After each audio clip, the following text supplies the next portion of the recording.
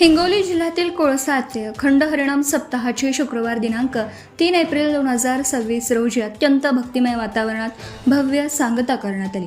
हरिभक्त पारायण राधेश्याम महाराज खरवळ यांच्या मार्गदर्शनाखाली पार पडलेल्या या सोहळ्यात आठवडाभर भजन, कीर्तन, ज्ञानेश्वरी पारायण आणि श्री भागवत कथांनी संपूर्ण परिसर दुमदुमून गेला होता.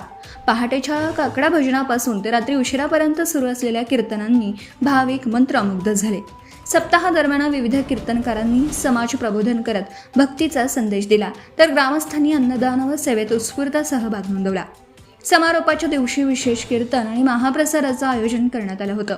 हजारो भाविकांच्या उपस्थितीत हा सोहळा भक्तिमय वातावरणात पार पडला.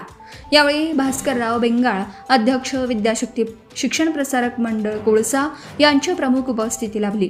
तसेच गावकरी मंडळी व गावातील भजनी मंडळांनी मोठ्या संख्येने उपस्थित राहून कार्यक्रमाला उत्स्फूर्त प्रतिसाद दिला.